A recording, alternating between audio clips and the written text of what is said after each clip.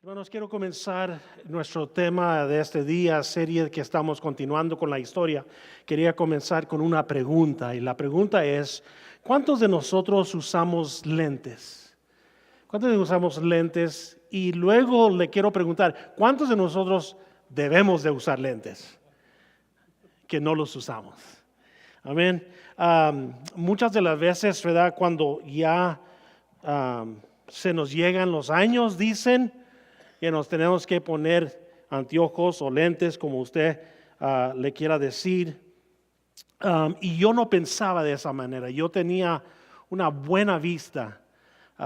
Yo en la primaria, yo siempre les decía a mis papás que yo quería ser un piloto de la Fuerza Aérea. Y sabe que ser un piloto se necesita estudiar y se necesita buenos ojos también. Entonces mi papá me decía, bueno, hijo, estudia y la vista ya la tienes. Bueno, no me gustó estudiar y luego comenzó a fallar mi vista. Entonces para leer, el doctor, el que me hizo el examen, me dijo que ahora me estaban fallando. Ya con los años me estaba fallando la vista y dije, bueno, yo tenía vista, yo tenía 20/20, tenía buena vista, pero ahora para leer me tengo que poner mis lentes y veo las cosas claras, veo las cosas, wow, así se ve, así se debe de ver. Y cuando ahorita no los veo, no, sí los veo, pero para leer los necesito.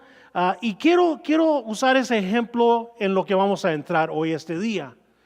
En este día vamos a hablar y el tema, si usted leyó el capítulo 11, estamos en el capítulo 11. El capítulo 11 se llama de pastor a rey. Y digo todo esto hablando sobre la visión, sobre nuestra visión, porque lo mismo se puede decir cuando se trata de la visión espiritual. Amén.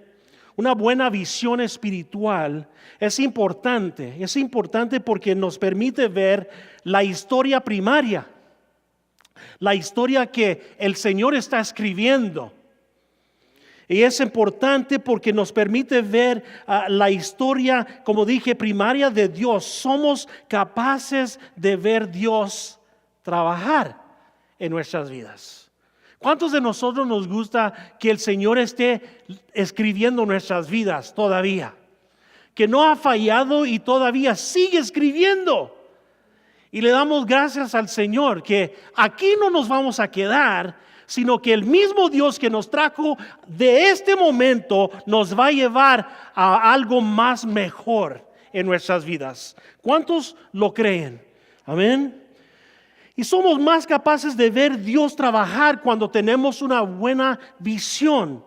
La semana pasada, mientras leíamos el capítulo 11 durante esta semana que fue su tarea. ¿Sí? Amén. Si usted está leyendo, estábamos leyendo sobre la vida de el rey David. Y su vida subraya este principio. Pero antes de mirar la historia de David, quiero reflexionar, quiero revisar lo que hemos pasado durante este tiempo. La semana pasada leímos acerca de cómo el pueblo de Israel quería un rey para que fueran como todos los demás, ¿verdad? Querían un rey. Y Dios permitió esto y eligieron a un hombre alto, guapo, llamado Saúl, como su primer gobernante terrenal. Saúl tuvo un buen comienzo, pero tuvo un final trágico. De hecho, Saúl, sin saberlo, pronunció sus propias palabras que se encuentran en 1 Samuel 26-21, la segunda parte, que nos dice: he sido necio y me he portado muy mal. Lo cual hizo no una vez, pero varias veces. En otras palabras, es como decir en nuestro tiempo, la regué y la sigo regando, pudiéramos decir. Debido de estas acciones tontas, pudiéramos decir, de Saúl, sus primeras victorias ahora casi se olvidan. Se olvidan, por lo que hoy cuando la gente piensa en el rey Saúl, todo lo que recuerdan son las decisiones tristes que él tomó en la última parte de su vida.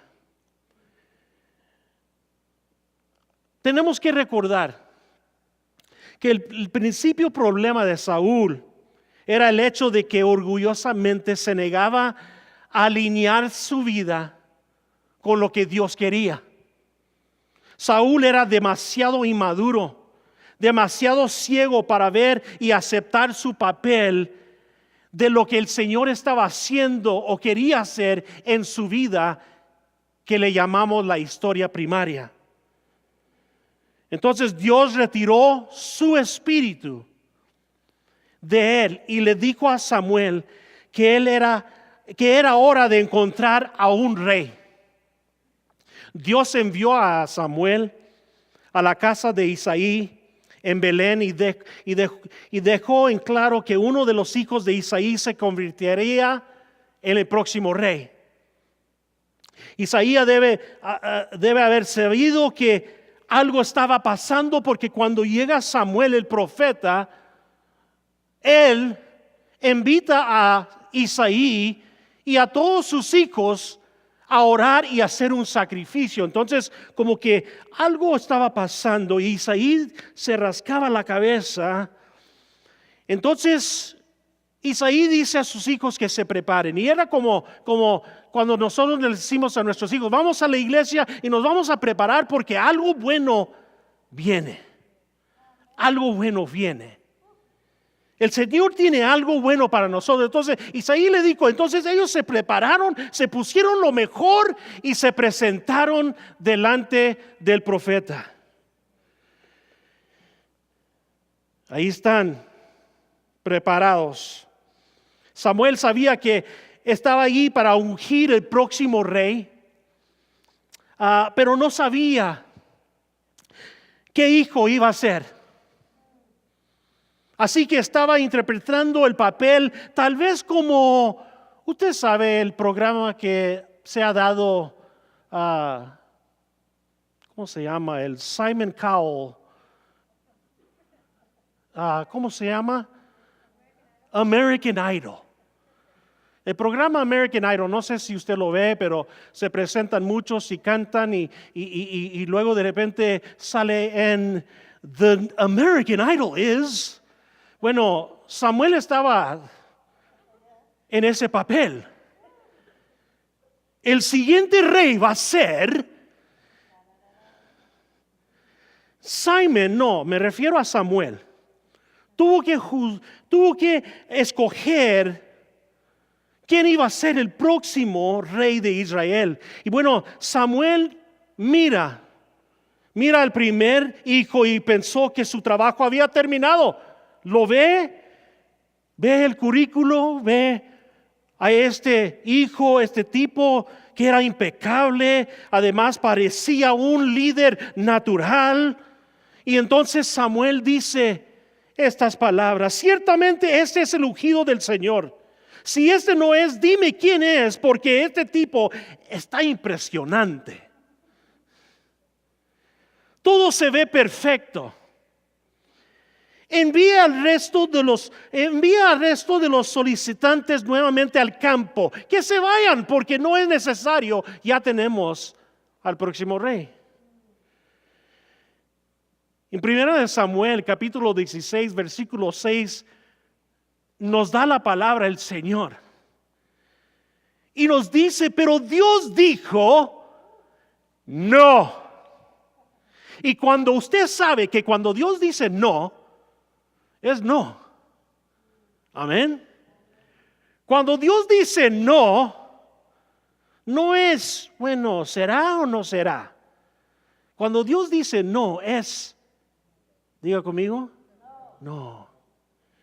Dios dijo no, y lo mismo pasó con todos los otros hermanos.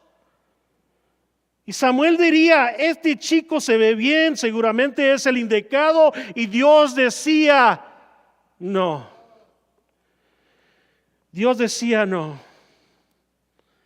Luego, después de haber visto al último de los hijos, se imagina todos preparaditos allí encima, allí en la línea, fila, todos arregladitos, peinaditos. Y a todos, no.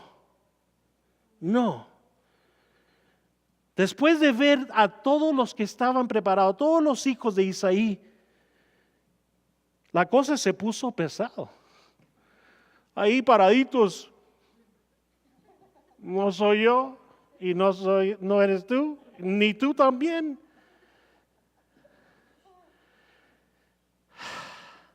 ¿Qué hacían? En inglés usaríamos la palabra awkward. Samuel sabía que estaba en la casa correcta.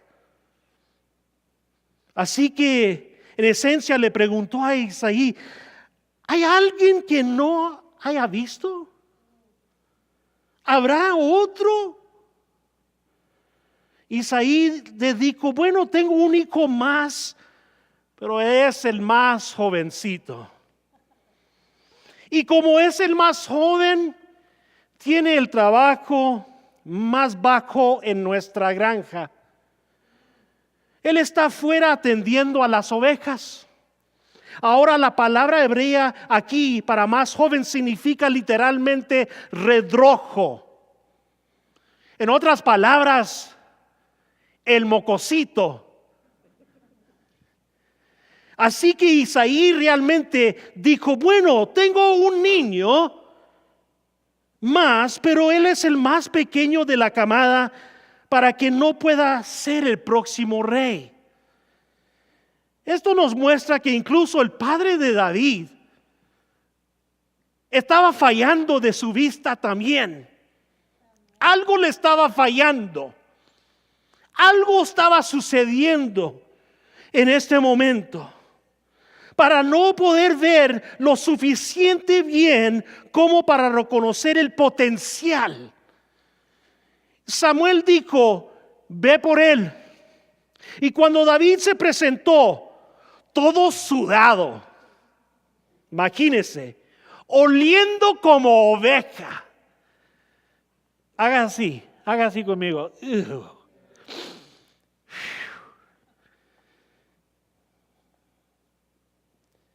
Y vestido a lo opuesto a sus hermanos.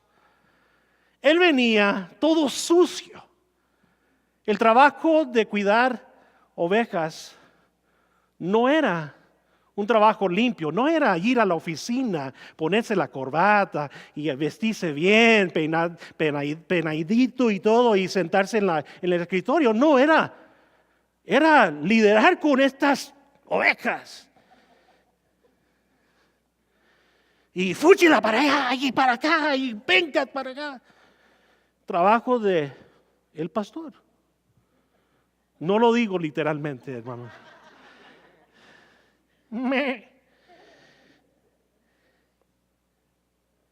Y llegando, Dios le dijo al profeta, saca tu aceite para ungir.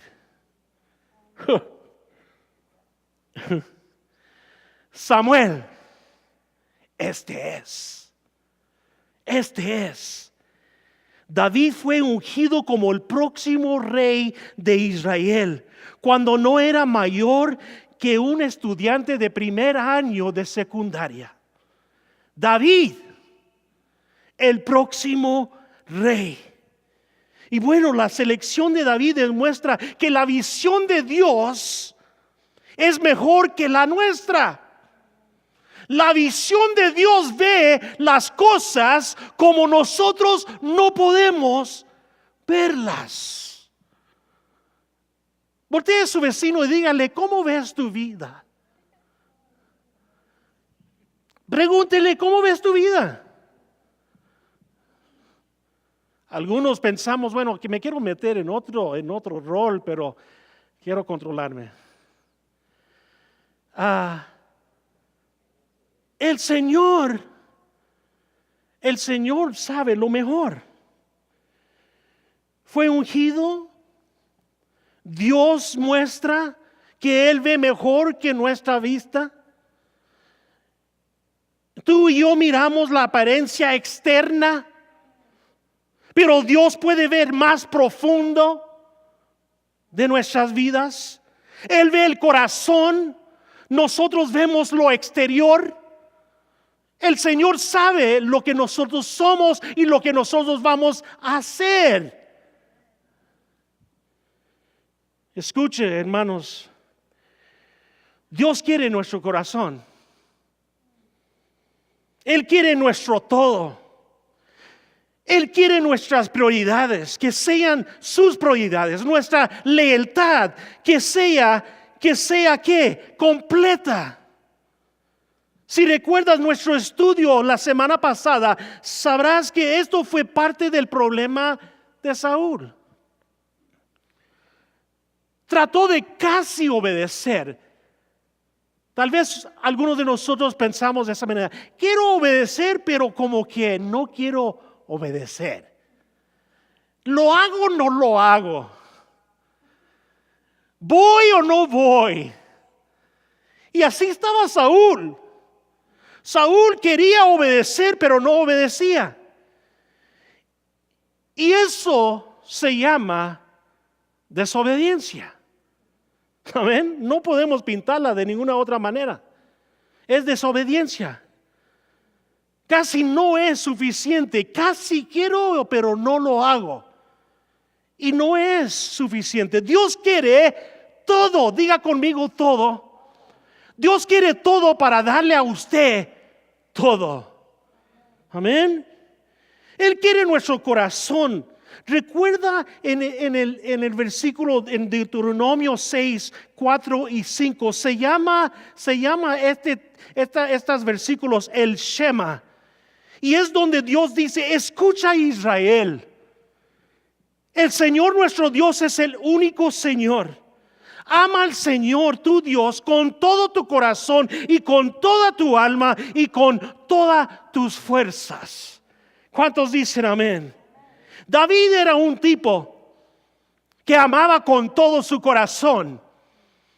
David era un tipo que de corazón, cuando hizo algo, cuando lo hacía por completo. Por ejemplo, como pastor, hubo 2 ocasiones que podemos leer en que arriesgó su propia vida para proteger a su rebaño. Con sus propias manos luchó contra el león y un oso. Eso es echarse por sus ovejas. Eso es echarse de lleno a cuidar lo que le han encargado de cuidar. ¿Cuántos dicen amén?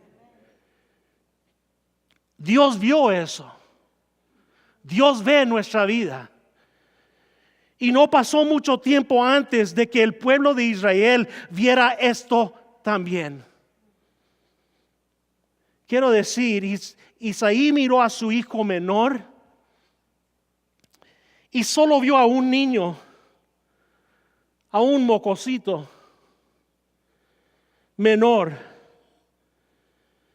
alguien adecuado para no hacer nada más que cuidar sus ovejas. Pero Dios vio mucho más. Hermano, quiero decirle, tal vez nosotros sentimos que no vamos a lograr hacer nada más, que solo vamos a hacer lo que estamos haciendo hoy día.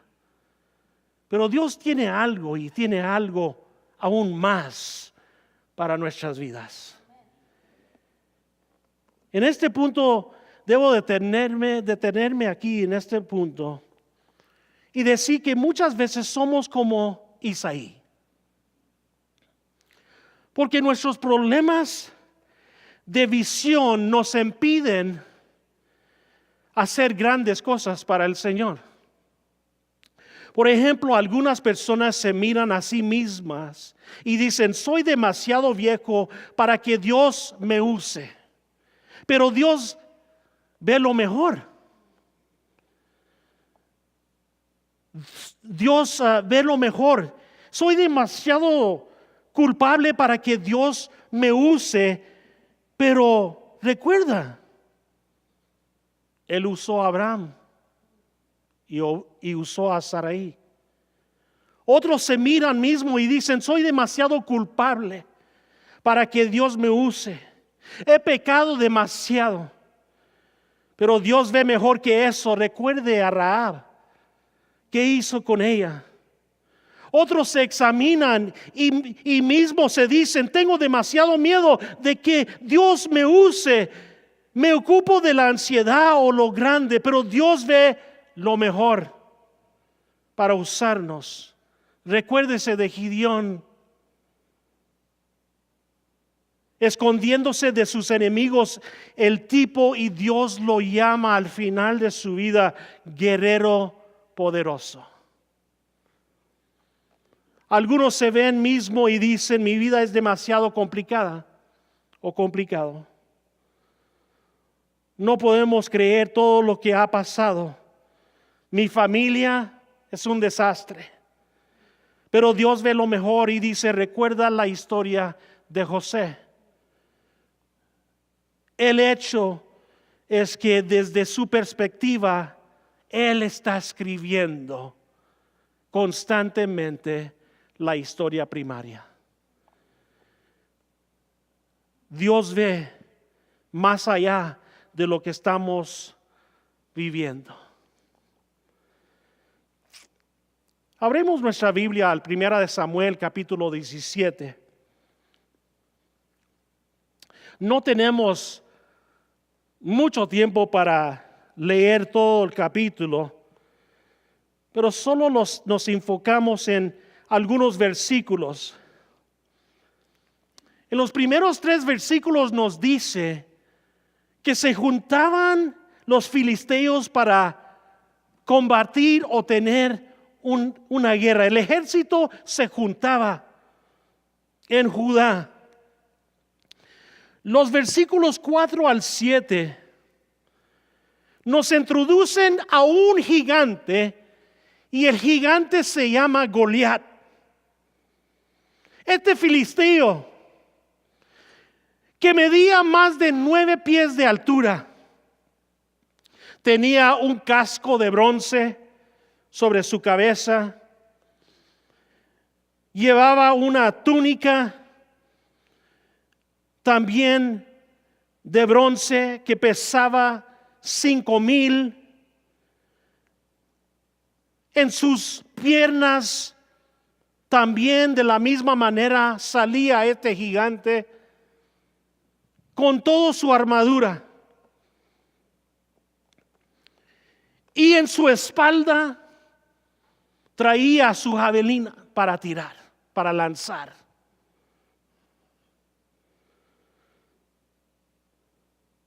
La Biblia nos dice de este Goliat, el gigante, no solo por nombre, pero usaba para describir el gigante que era tan grande y, como dije, más de 9 pies, 9 pulgadas de altura. Se imagina 9 pies. Yo apenas mido 5 o 6. Imagínense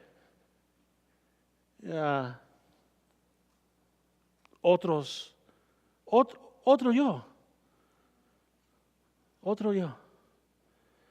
Si estos escalones aquí son de 10 pulgadas de altura, más de lo que era la plataforma al principio, ahí al primer piso, otro pie más alto. Imagínense. Wow. Y yo en un ejemplo había usado, usted conoce a que jugaba básquetbol, el Shaquille O'Neal. ya más o menos como la altura de Shaquille O'Neal. Yo tal vez abrazándolo, tal vez tuviera su sabaco aquí en la cara. Tipo así grande. Era un gigante tan grande e inmenso. Y la Biblia nos dice o nos explica en estos versículos que nadie quería contra este gigante. Salía, dice que en los versículos 8 y 9, Goliat se paraba, salía y les gritaba, los retaba a todo el ejército de Israel, diciendo: ¿quién va a venir contra mí? Nadie. Dice que el ejército de Israel se miraban a sí mismo y comenzaban a temblar del miedo que tenía. Y Goliat se burlaba del Dios de Israel, que era lo más peor. Ahora, en los versículos 17 al 19, vemos que Isaí había mandado a su hijo David y le dice que les llevara pan y que les llevara queso a sus hermanos que estaban peleando la guerra, según. Fueron las primeras quesadillas, yo me gusta referirlo de esa manera, las primeras quesadillas que se hicieron. O usted pudiera decir los, no, ¿cómo se llaman los? Pupusas, sopes, burritos. ¿Tienen hambre? Grilled cheese, un grilled cheese, un pizza.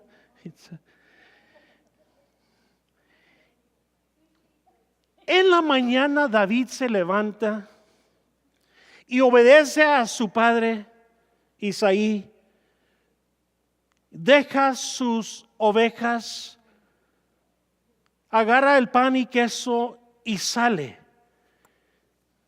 Dejó todo eso para salir y obedecer a su padre Isaí y llevarle lo que necesitaba llevarle a sus hermanos.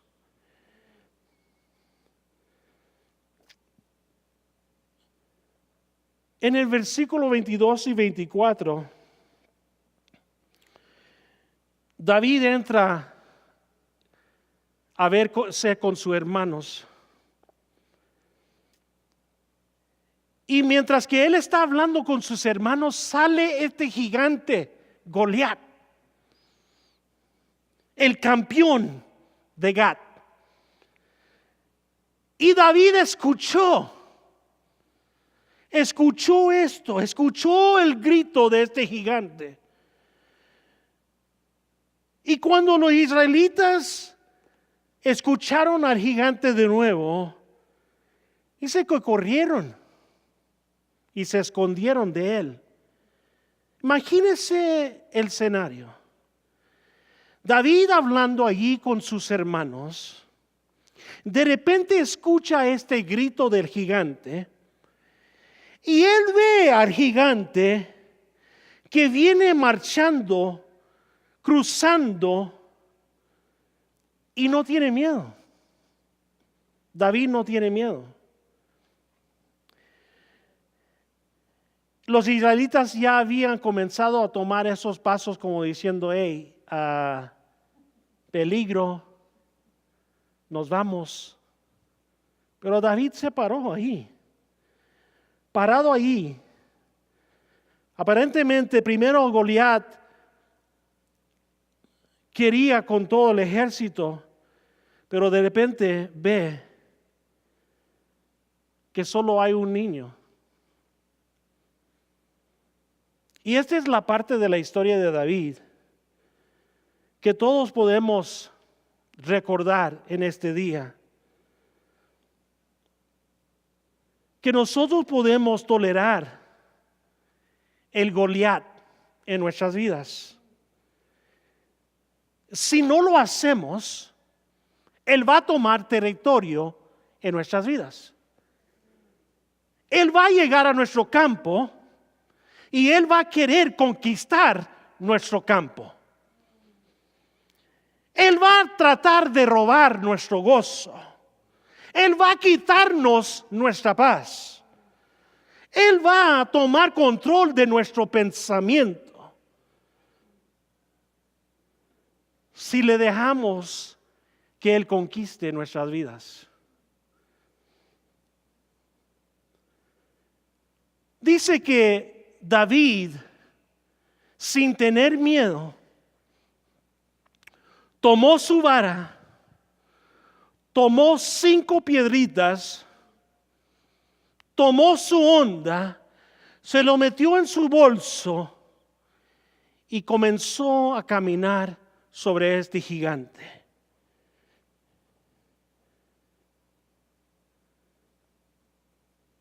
Llega al final de lo que nosotros hoy sabemos, la historia de David. Llegó, dejó su vara en el piso, sacó una piedra de su bolso, preparó la honda y dice David: yo no vengo con ejército, no vengo con nadie más, pero con el poder del Señor. ¡Prac! Le pegó a David y dice que él cayó de cara así para frente.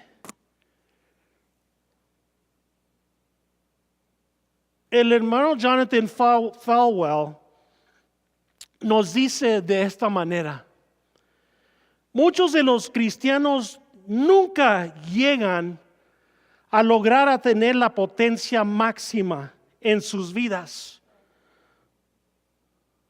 porque nunca conquistan la cosa que le tienen más miedo.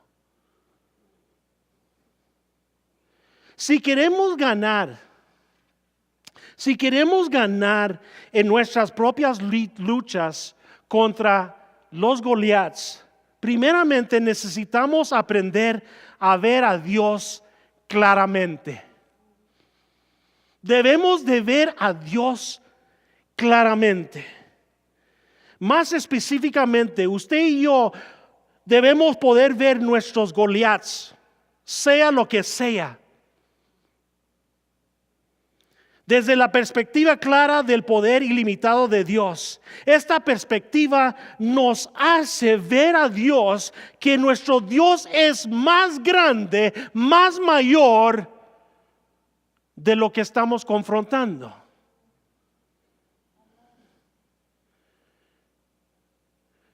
No necesitamos confianza propia, necesitamos confianza de Dios.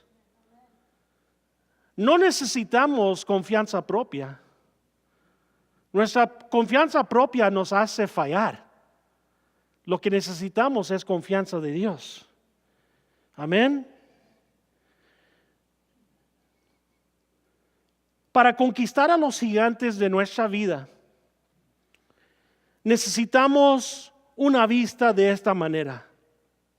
En 1 de Juan, capítulo 4, versículo 4 nos dice: porque el que está en ustedes es más poderoso que el que está en el mundo.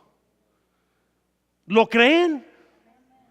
El que está con nosotros es mayor que el que está en el mundo. Nuestra vista espiritual necesita ser de esa manera. De ver a Dios, así como nos dice en Isaías 40:12. ¿Quién ha medido las aguas con la palma de su mano y abarcado entre sus dedos las extensiones de los cielos? ¿Quién metió en una medida el polvo de la tierra? ¿Quién pesó en una balanza las montañas y los cerros?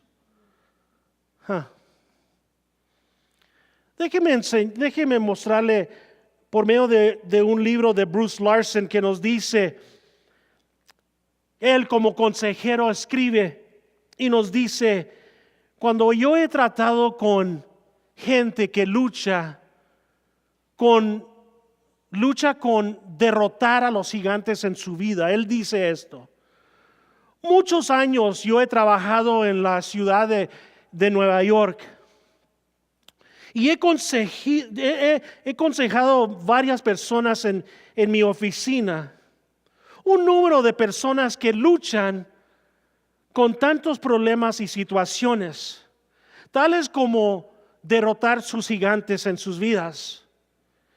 Y muchas de las veces yo lo que hago es, les pido que salgan conmigo y que nosotros caminemos por la ciudad. Me gusta caminar fuera de mi oficina al edificio RCA que está en la avenida Quinta.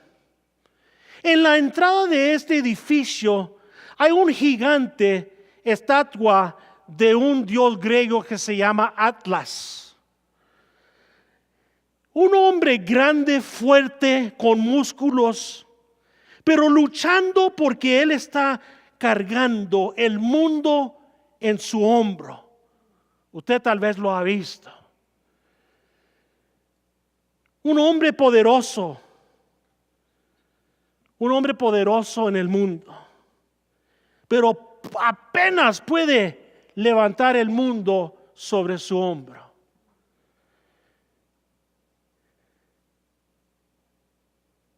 Y luego, cuando ellos ven eso,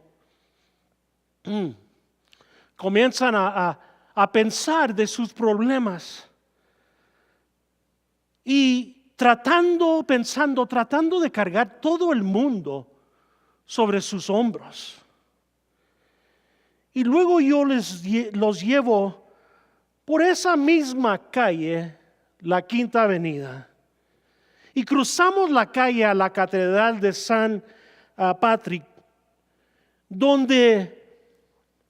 Patricio, donde se encuentra una estatua de Jesucristo, como niño de tal vez 8 o 9 años, hablando a todos los que estaban allí, fariseos, explicándoles que Él era el gran Mesías, sin ningún esfuerzo absoluto. Él explicándoles que Él carga el mundo entero en una mano. Si usted puede pensar de esa manera, cuando nosotros nos levantamos cada mañana, ¿qué sucede cuando nosotros pensamos que nuestro Dios es tan pequeño? Necesitamos o vivimos en una vida constantemente con temor, con ansiedad, porque todo depende de nosotros. Si nosotros creemos en un Dios tan pequeño, le damos la oportunidad de no compartir nuestra fe. Si nosotros creemos en un Dios tan pequeño, nosotros no somos personas que podamos amar. Le damos el crédito a otras personas. Pero hermanos, nuestro Dios es grande. Nuestro Dios es grande y poderoso.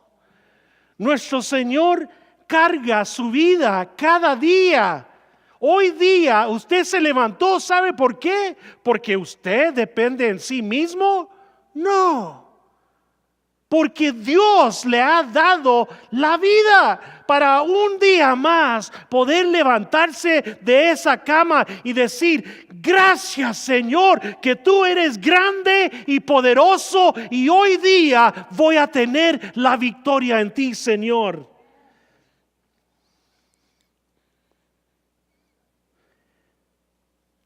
Pablo nos dice en el libro de Efesios, el capítulo 3, versículos 18 y 19.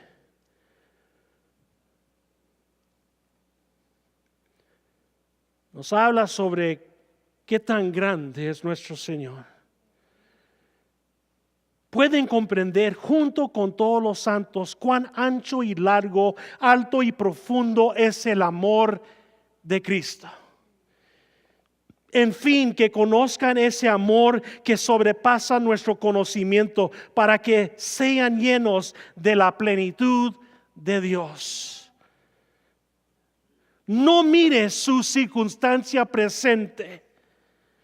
Mire a Dios, que Él tiene la realidad en su mano.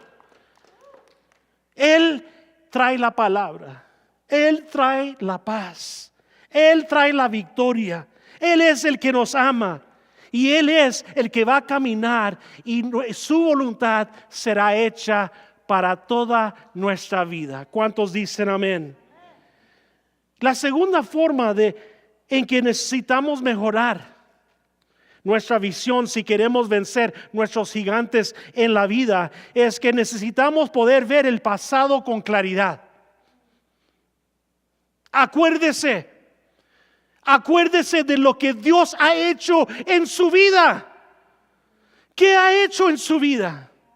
O simplemente sirvo al Señor nomás porque sirvo al Señor.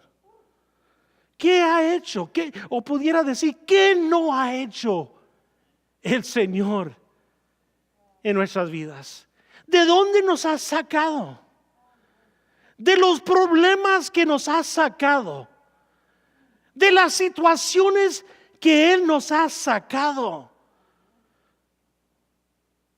¿O usted nació y comenzó a servir al Señor? No ha tenido lucha. No ha tenido prueba.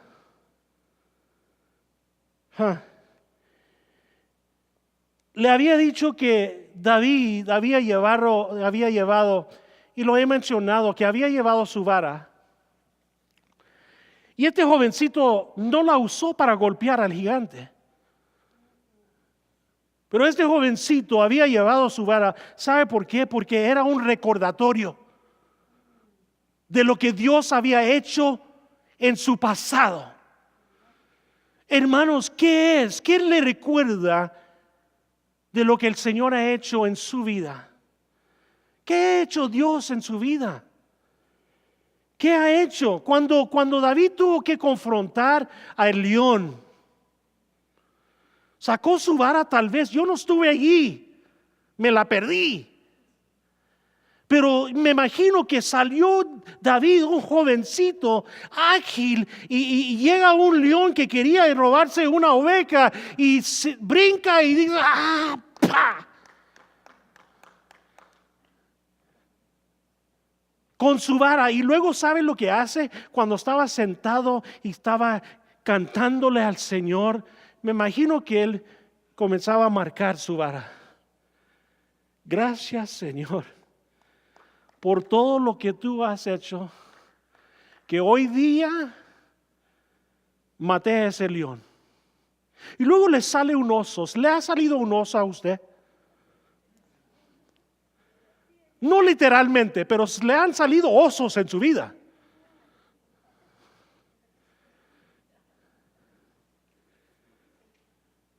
Y le sale un oso.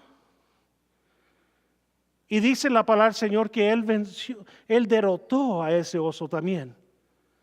Entonces lleva su vara a pelear contra el gigante. ¿Por qué? Porque me imagino que esa vara era algo que le estaba, era algo que le recordaba lo que el Señor había hecho en su vida. Era como escribir una historia de los grandes milagros que el Señor ha hecho en su vida, y se lo llevó para decir, bueno, si me ayudaste con esto, me vas a ayudar con este. Si me ayudaste aquí, me vas a ayudar aquí. Y derrotó a este gigante. Quiero que piense en su pasado. Yo no digo que regrese a su pasado. Yo digo, piense en su pasado. Piénselo. Nos dice que Saúl, aún cuando iba a salir David a pelear contra Goliat, nos dice que tuvo miedo que David se confrontara con el gigante. Y le dice, 1 Samuel versículo 33, le dice, hijo, ¿seguro que vas a ir a pelear contra este filisteo? Solo eres un niño. Y él ha estado peleando contra varones, no jóvenes. Y dice David, tu siervo ha estado cuidando ovejas de su padre. Cuando el león vino contra mí, el Señor estuvo conmigo. Cuando el oso vino contra mí, Dios estuvo conmigo.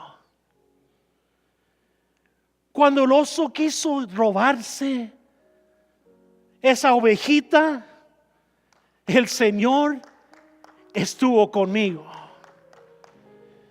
Cuando se volteó contra mí, el Señor estuvo conmigo. Tu siervo ha matado un león y un oso. Pero a este filisteo lo veo igual. El Señor que me ha ayudado, que me ha guardado, va conmigo contra este gigante. Y Saúl solo le pudo decir, ve y que tu Señor vaya contigo.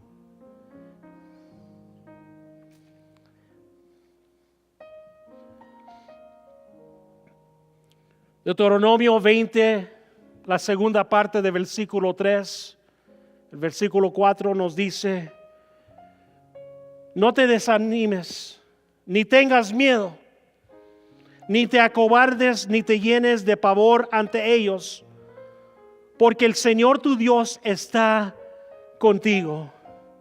Él peleará en favor tuyo y Él te dará la victoria sobre tus enemigos.